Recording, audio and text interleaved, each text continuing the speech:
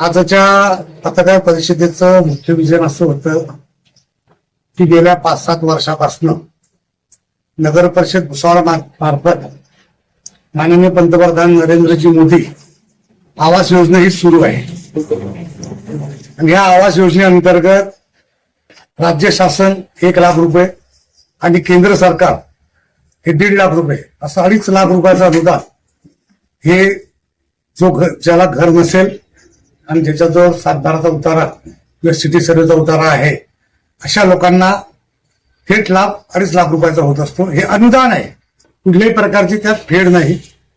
आदरणीय देशाचे पंतप्रधान नरेंद्रजी मोदी यांचं स्वप्न आहे की या देशातला प्रत्येक नागरिकांना स्वतःचा हक्काचा निवारा असायला पाहिजे, त्यांचं स्वतःचं घर असायला पाहिजे। याच उदात्त हेतूने आदरणीय नरेंद्रजी मोदी यांनी पंतप्रधान आवास योजना ही सुरू केलेली आहे। त्यासाठी 1.5 लाख रुपये केंद्र सरकार, महाराष्ट्र सरकार 1 लाख असं देत असते आणि गेल्या 7-8 वर्ष 5-7 वर्षापासून या शहरामध्ये अनेकांना घर बांधण्यासाठी अशा प्रकारचं अनुदान दिलं गेलेलं आहे।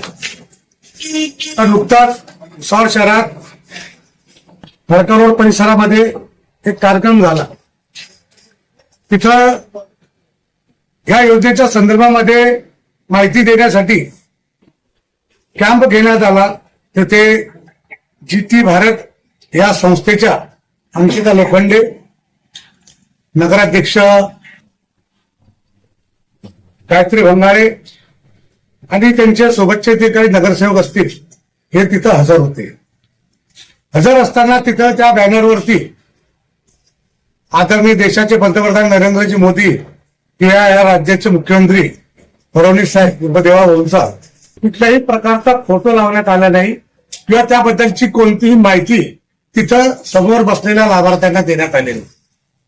म्हणजे पैसा हा राज्य शासन केंद्र शासन देत असताना त्यांच्या नावाचा तिथं उल्लेख टाळावा, त्यांच्या फोटोचा उल्लेख टाळून फक्त स्वतःच्या नावाचा तिथं गवगवा करावा असा प्रकारचा तो कार्यक्रम झालेला आहे। हा निषेधार्थ आहे, आम्ही याचा निषेध करतो। कारण नरेंद्रजी मोदी साहेब यांनी उदात्त हेतू ठेवून ही स्कीम चालू केलेली आहे की अगदी शहरात घर बांधल्यानंतर आपल्याला त्या नावाचा उल्लेख करावा लागतो।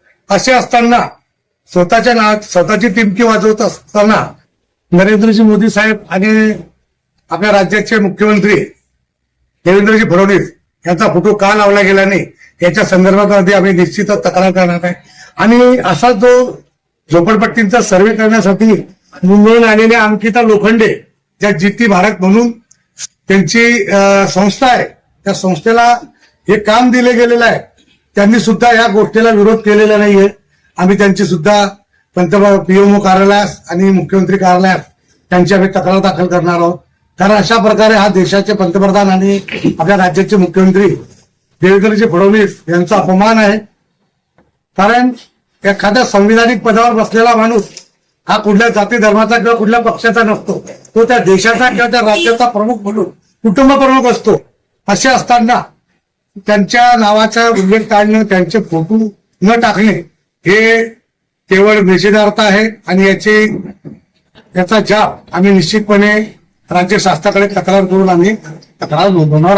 आपल्या सर्व नगरसेवकांना विनंती करेन की अगोदर ही स्कीम तुम्ही समजून घ्या। आज पहिला फेज 1 मध्ये ज्यांच्याकडे 7/12चा उतारा आहे किंवा सिटी सर्वेचा उतारा आहे आणि ज्याच्याजवळ स्वतंत्र घर नाही अशा लोकांना 2.5 लाख रुपये मिळत आहेत। दुसऱ्या टप्प्यामध्ये शहरातल्या ज्या घोषित झोपडपट्ट्या आहेत त्या घोषित झोपडपट्ट्या जिथं कुठल्याही प्रकारचं आरक्षण नाही अशा जागेंवरती ह्या योजना राबवल्या जाणार आहेत आणि त्यापोटी सुद्धा 2.5 लाख रुपये थेट नगरपालिकेत मिळणार आहेत। तर ह्या अशा योजना राबवताना अनेक दलालांचा सुद्धा सुळसुळाट होतो। कारण त्याचा अनुभव मला माझ्या स्वतःच्या प्रभागात आलेला आहे। 3 वर्षापूर्वी असंच घरकुल मंजूर करून देतो म्हणून 5 ग्रॅम पोत एक चोरटा घेऊन गेलेला आहे। त्यामुळे नागरिकांना विनंती आहे, या योजनेसाठी कोणतेही पैसे लागत नाही। तुमच्याजवळ जर कागद असतील तर थेट नगरपालिकेमध्ये जायचं आहे, त्यासाठी स्वतंत्र कार्यालय आहे। आपण आपला जेही काम असेल ते थेट घेऊन आपण 2.5 लाख रुपयापर्यंत अनुदान निश्चितपणे आपण आणू शकतो आणि आपलं स्वतःचं घर बांधू शकतो। अशा कुठल्याही थापाडापडी न पडता आपण आपल्या जवळची योग्य ते कागद नगर परिषदेमध्ये जमा करावे. नगरसेवकांना सुद्धा विनंती आहे की आपल्या परिसरातील नागरिकांना ह्या योजनेची सविस्तर माहिती द्या. 5-7 वर्षापासून सुरू आहे, ती काही आताच आलेली योजना नाहीये. 5-7 वर्षापासून अनेकांनी ह्या शहरात हजारो नागरिकांनी 2.5 लाख रुपयाचा अनुदानाचा उपभोग घेतलेला आहे. आणि ज्यांना नरेंद्रजी मोदी साहेबांचा किंवा फडणवीस साहेबांचा फोटो किंवा त्यांचे विचार किंवा त्यांचे स्कीम जर चालत नसतील तर त्यांनी निश्चितपणे या योजनेचा लाभ घेऊ नये असं मला या प्रसंगी वाटतं.